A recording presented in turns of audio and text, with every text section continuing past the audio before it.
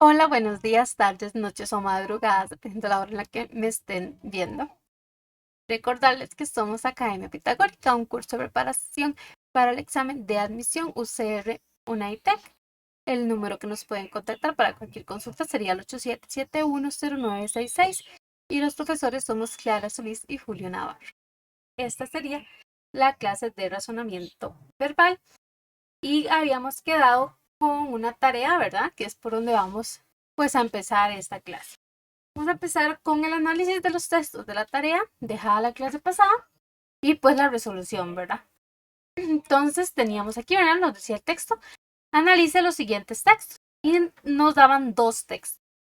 Entonces hay que analizar pues cada uno, ¿verdad? El primero nos decía, el tuba es una de muchas lenguas minoritarias del mundo. El tuba es una lengua minoritaria, ¿verdad? Que se hablan, como decir, en menor cantidad. Los 7.000 millones de personas que pueblan la Tierra hablan alrededor de 7.000 tipos de lengua. Si el reparto fuese equitativo, o sea, igual, cada una de ellas tendría 1 millón de hablantes. Pero en lingüística las cosas no son equitativas. El 78% de la población mundial habla las 85 lenguas mayoritarias, o sea, que son mayormente habladas, mientras que las 3.500 más minoritarias están repartidas entre apenas 8,25 millones de hablantes. Así, mientras que el inglés tiene 328 millones de hablantes nativos y el mandarín 845 millones de hablantes, los hablantes del Tuva residentes de Rusia suman solo 235.000. Bueno, aquí están hablando, ¿verdad? De datos estadísticos de cuántas personas hablan los idiomas anteriormente mencionados, ¿verdad? Luego dice, los lingüistas creen que en el transcurso de este siglo podrían desaparecer casi la mitad de las lenguas vivas del mundo. Más de 1 millar se consideran seriamente en peligro o en situación crítica, el paso previo a su extinción. Entonces nos hablan de que hay lenguas mayoritarias, o sea, mucha gente las habla, tenemos lenguas minoritarias que menor gente las habla y que algunas de estas, ¿verdad? Se consideran que, y algunas de estas que son bastantes, ¿verdad? Que están en peligro de desaparecer. Eso es lo que nos decía el primer texto, una introducción, unos análisis estadísticos, ¿verdad? Y como hay eso de que algunas pueden desaparecer, ¿verdad? Luego teníamos el segundo texto. Este nos dice, en esta época de globalización y homogenización, ¿verdad? Globalización es que sea todo global, ¿verdad? Como que, por ejemplo, la ropa. Cada vez la gente va usando más el mismo tipo de ropa, esté en un continente o en otro, ¿verdad? Luego la homogenización es como cuando viene de homo, ¿verdad? Como cuando nos hablan de la leche que dice que está homogenizada. Si ustedes han visto la leche en estado natural, cuando la dejamos reposar, ellas se dispersan en diferentes capas. Eso sería heterogéneo, ¿verdad? Disculpen. Pero cuando la leche viene en caja ya procesada, ya viene homogenizada. Ya viene en una sola. Es lo mismo que habla de la globalización. Entonces dicen ni las fronteras nacionales, o sea, los países, ni las naturales, o sea, fronteras como montañas y ríos, protegen ya las lenguas habladas en zonas remotas de los idiomas que dominan la comunicación y el comercio mundial. Dice la influencia del mandarín, el español, el inglés, el ruso, el hindi y el árabe parece llegar hasta la última aldea, donde compiten con el tuba, el yanomami y las lenguas alcaicas en una guerra que se libra en casa. Y ahí nos hablan entonces de esas competencias de idiomas que son minoritarios, ¿verdad? El tuba, el yanomami, y como dice las lenguas alcaicas, es decir, igual que son lenguas de una región determinada, ¿verdad? Dice, en las aldeas tribales, los padres animan a los hijos a abandonar poco a poco la lengua privativa de sus mayores y acercarse a los idiomas que les abrirán las puertas a la educación y el éxito. Entonces, ahí mismo, en los mismos lugares donde se hablan estas lenguas minoritarias, dice que los papás les dicen a los hijos, ¿verdad? Que mejor vayan dejando, como decir, botada, ¿verdad? Su lengua nativa, ¿verdad? Y que se acerquen a idiomas que les va a brindar educación y éxito porque son mayormente hablados, ¿verdad? Ahí podemos imaginar que, por ejemplo, los libros, ¿verdad? Están en ciertos idiomas que no son los propios, ¿verdad? Y entonces para acceder a esta educación o ir a ciertas escuelas y todo, pues tienen que aprender otros idiomas, ¿verdad? Eso no es muy lejos también de casos que suceden aquí en Costa Rica, ¿verdad? Con también las zonas indígenas, ¿verdad? No estamos muy lejos de esta situación. Okay. Ya tenemos entonces un análisis de texto 1, un análisis del texto 2. Y esta era la primera parte de la tarea, ¿verdad? La segunda parte era ir a responder las preguntas. Entonces, las preguntas son las que dicen 4, 5 y 6. Y veníamos a lo siguiente, ¿verdad? Dice, al comparar los textos, o sea, los dos, se puede deducir que él tuvo. Y dice la A, aleja a sus habitantes de la educación y el éxito. Esta es cierta, ¿verdad? Porque hablaba de que para ellos obtener educación y éxito tenían que dejar esa lengua, ¿verdad? Y hablar una lengua mayoritaria, ¿verdad? Entonces, si se mantienen en el tubo, realmente los aleja de esa educación, ¿verdad? Entonces, esta podemos marcarla ahí, ¿verdad? Como que tiene un sentido, ¿verdad? Que esa podría ser. Darme aquí para marcárselos, ¿verdad? Esta sí puede ser. Vamos a ver si hay alguna otra. Dice, la B, tiene gran presencia en redes sociales y comercio mundial. Esa nada que ver, ¿verdad? La C dice, está a salvo de su tensión gracias a la presencia de sus fronteras nacionales. Tampoco, ¿verdad? Dice, siempre será hablado por los padres en las aldeas tribales. Tampoco, ¿verdad? Porque más bien va cada vez las generaciones, ¿verdad? Más bien le dicen a los hijos que no los hablen y ellos en algún momento van a ser padres. Entonces no lo hablarían, igual no dice que siempre será hablado por los padres, ¿verdad? En el texto. Y la E dice, es una lengua mayoritaria, pero no compite con el idioma ruso. No nada que ver porque no es una lengua mayoritaria, sino minoritaria. Entonces la correcta sería la A. Dice la B. Del texto 1 se puede concluir que, ok, aquí estoy solamente agarrando el texto 1. Y ese nos decía, ¿verdad? Dice la A, el Tuva necesita además hablantes para competir con las lenguas alcaicas. Acuérdense que igual las lenguas alcaicas son lenguas minoritarias. Y no nos habla de eso, de que tengan que haber como un tipo de competencia. Entonces esa no, ¿verdad? Dice la B, en este siglo miles de lenguas nativas pueden llegar a su extinción. Esta sí, ¿verdad? Esta sí se dice en el texto. La C dice, en lingüística las cosas no son equitativas debido a las diferencias entre los pueblos hablantes. Y nos dice que no son equitativas, pero no dice que sea debido a las diferencias entre los pueblos hablantes, ¿verdad? Entonces, la primera parte sí, pero la segunda no, entonces no, ¿verdad? Dice la D, existen 3.500 lenguas repartidas entre el 78% de la población.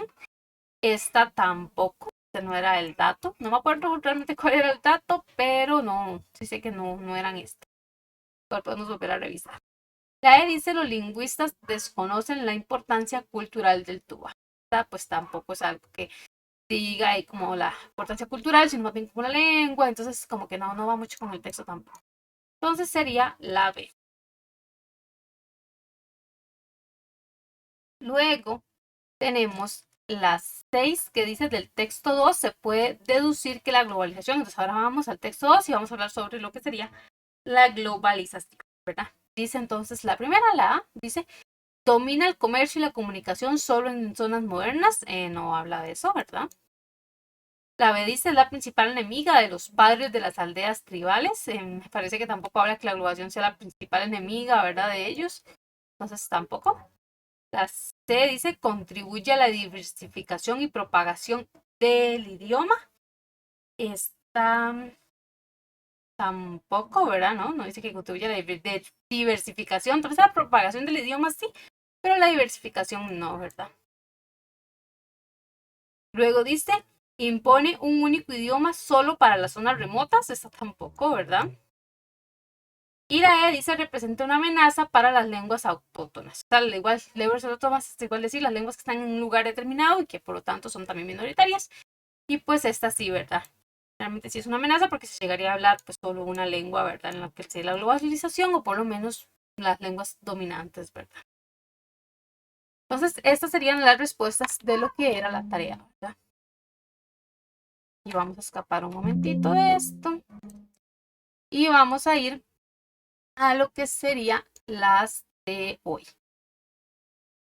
Vamos a ver.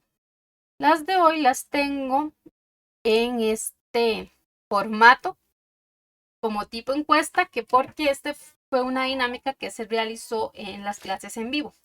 Entonces esta viene en este tipo de formato, en la que hicimos una encuesta y cada uno pudo evaluar cuánto tiempo les toma resolver las preguntas, ¿verdad? Para hacerse una idea para el examen. Entonces aquí les quiero hacer la anotación de que acuérdense que para el examen más o menos tenemos unos 2 minutos por pregunta. Entonces, para que ustedes también en casa, si gustan, puedan ir también resolviendo, ¿verdad? Preguntas y evaluando, ¿verdad? Cuánto es lo que se dura. También para lo que sería esta semana, ¿verdad? En el grupo de WhatsApp enviamos lo que sería un examen como práctica de lo que sería UCR y UNA. Que en ese podemos igual sentarnos cada uno, ¿verdad? Y a determinada hora, por ejemplo, yo ahorita estoy grabando esta clase a las 3 de la tarde, empecé. Entonces llegar y decir, voy a sentarme y voy a esta hora empiezo, ¿verdad? Y ver a qué hora terminé para yo evaluar cuánto dura en ese examen. Lo ideal sería hacerlo así de corrido, pero si ustedes no tienen la posibilidad, pues pueden partir, digamos, ese examen, hacer un pedazo un día y otro pedazo otro día o los días que necesiten, ¿verdad? Pero también es importante irnos evaluando en el tiempo que duramos en responder. Entonces, ¿qué tan buenas las tenemos, las validez de la misma y cuánto tiempo se nos demora, ¿verdad? En resolver. Y entonces vamos a ir a realizar este. Dice entonces, considera el siguiente texto. Dice, muchos de los símbolos primitivos que se empleaban para representar diversas sustancias químicas procedían de la mitología antigua. Ok, nos hablan de símbolos químicos, ¿verdad? Como la tabla periódica, porque se para identificar o pues, para representar más bien diversas sustancias químicas, ¿verdad? Dice que algunos vienen de la mitología antigua. No dice cuál mitología, pero dice que es una antigua. Dice, pero los símbolos no habían sido normalizados.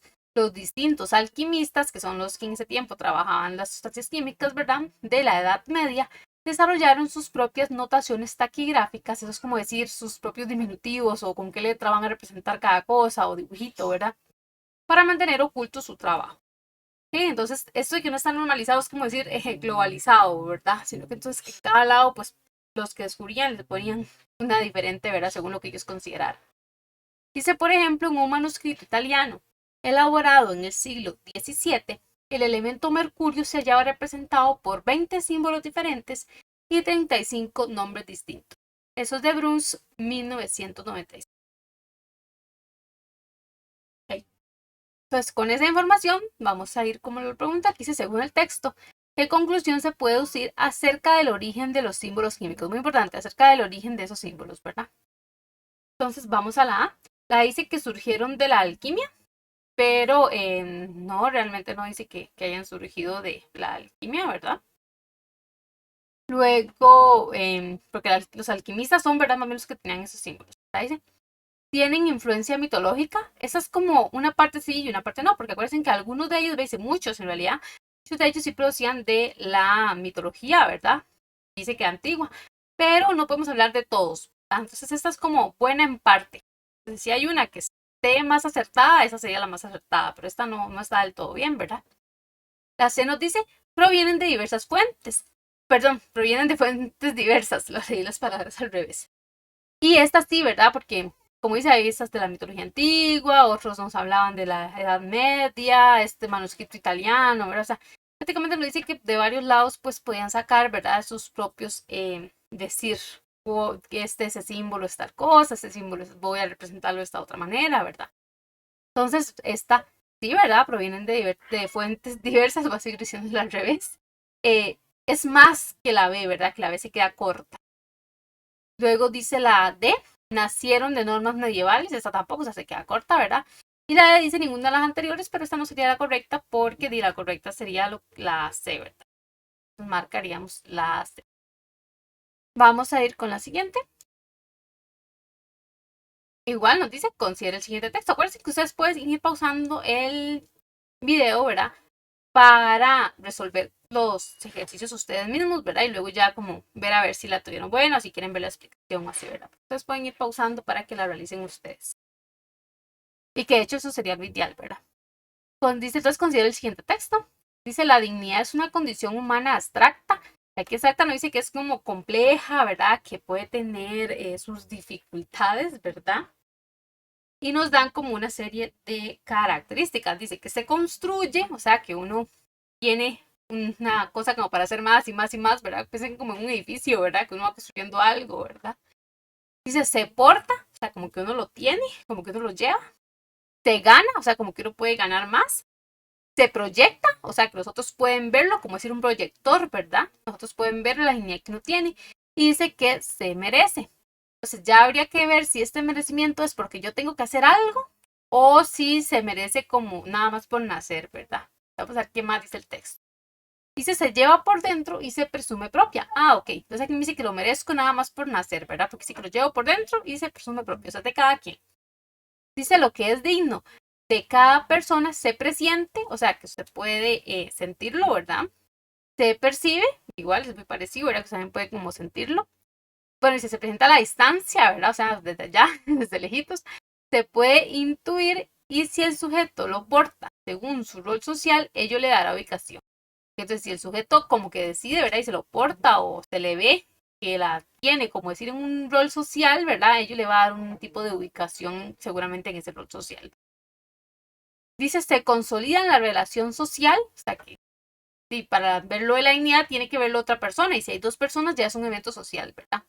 Y por supuesto, con el comportamiento del sujeto que la contiene. Depende de cómo se comporte o qué cosas haga el sujeto, ¿verdad? Uno va a ver como su grado de dignidad, pero sí que uno puede como hacer algo para tener más dignidad, pero ya la tiene como uno, ¿verdad? Pues eso es lo que dice que es abstracto, es un poco confuso, ¿verdad? Dice, la dignidad es un reflejo de la persona o del rol que desempeña en la sociedad. Esto es de Morales 2014.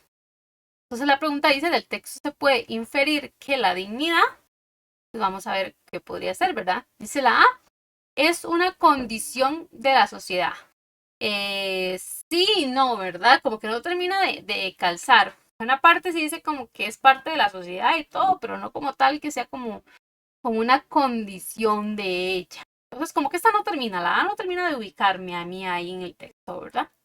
La B dice ubica al ser humano en la sociedad. Esta sí y no, porque dice, y si el sujeto lo porta según su rol social, ello le dará ubicación. Pero dice, y si el sujeto, o sea, como un sujeto, dos sujetos, ¿verdad? No toda la humanidad, ¿verdad? Entonces tampoco termina como de llenar. Ya tenemos dos ahí que no terminan como de ser la correcta, ¿verdad? Luego me dice la C, se consolida con acciones individuales.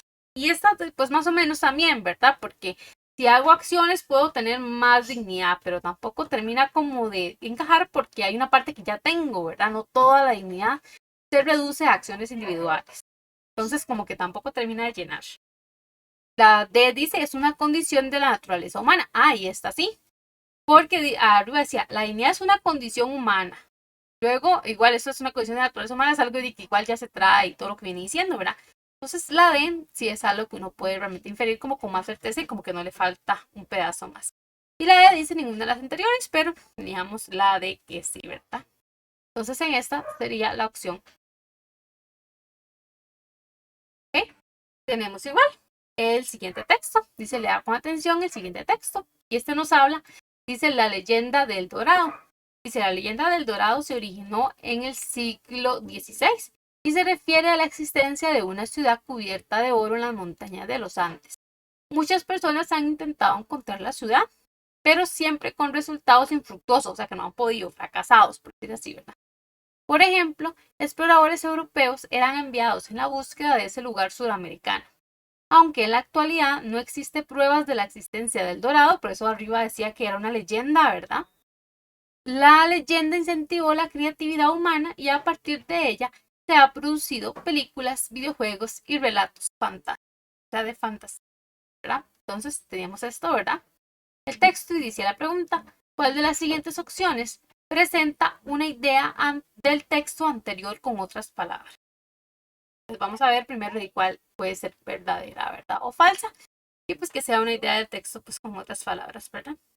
Entonces nos dice la A, el Dorado es un lugar del que se obtuvo mucho oro, este no, ¿verdad? Porque no, pues ni siquiera se llegó, ¿verdad? O para decir que exista o que se sacó oro de ahí, ¿verdad? Pues la A no. Dice la B, el Dorado es una leyenda que incentivó la popularidad de Sudamérica.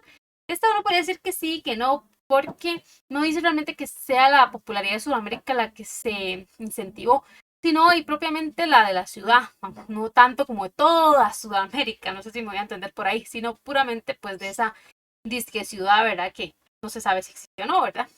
Entonces esa tampoco. Dice la C, El Dorado es una ciudad fantástica que promovió expediciones de exploradores europeos. Y es así porque dice, o sea, el Dorado es una ciudad fantástica, o sea, de fantasía, que no se sabe si existe, ¿verdad? Dice que promovió esas expediciones y ahí decía, ¿verdad? Por ejemplo, exploradores europeos eran enviados en búsqueda de ese lugar suramericano. Entonces la C sí. Vamos a ver qué pasa con la D. Dice, El Dorado fue una ciudad esplendorosa que impulsó la creación de representaciones ficticias.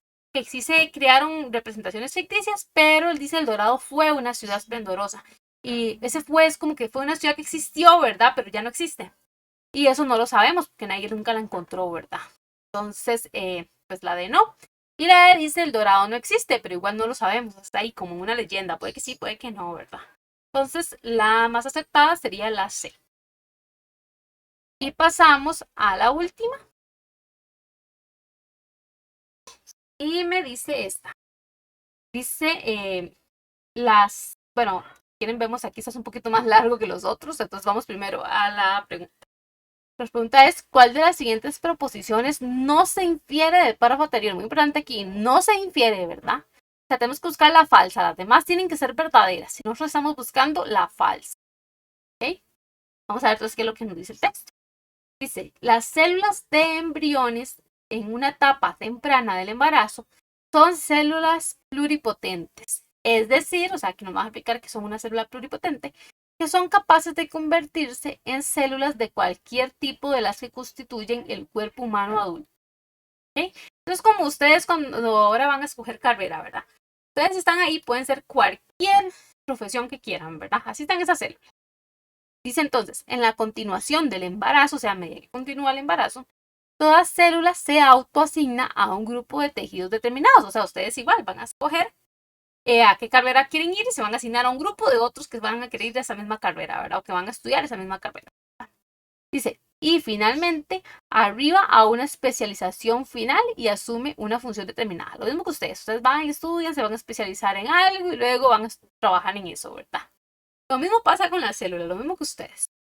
Dice, en la actualidad, los investigadores tratan de desarrollar una tecnología que restituya células adultas al estado pluripotente. Ok, en otras palabras, ¿qué quiere decir esto? Que ellos están tratando de hacer que células que ya tienen una profesión, por decirlo así, vuelvan a poder al inicio, a esa etapa en la que apenas van a escoger.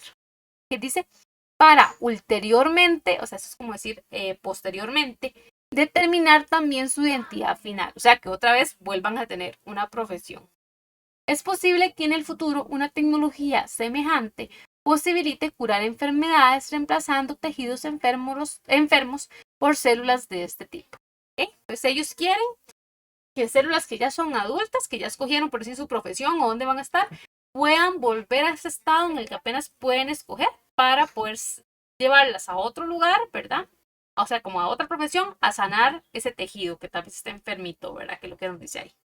Entonces vamos a ver cuál de estas es falsa o no se infiere, ¿verdad? Ok, entonces dice la A.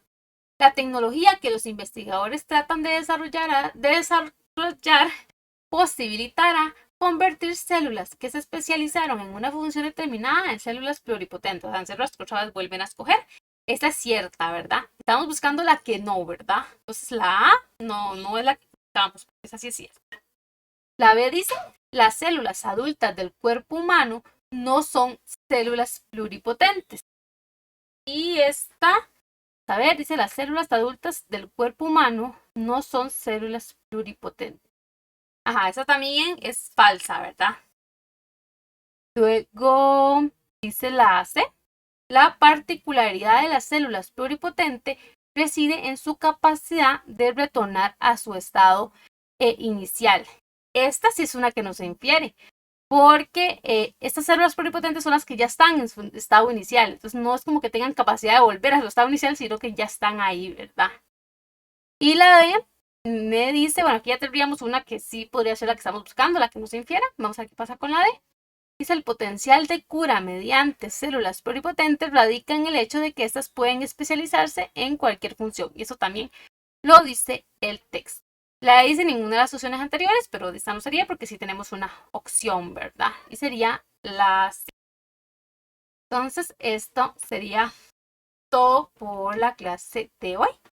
Recuerden, cualquier duda que tengan, me pueden contactar sin ningún problema, podemos hablarlo y todo. Entonces, ahí estoy al servicio de ustedes, ¿verdad? Y me pueden contactar cualquier cosita que necesiten.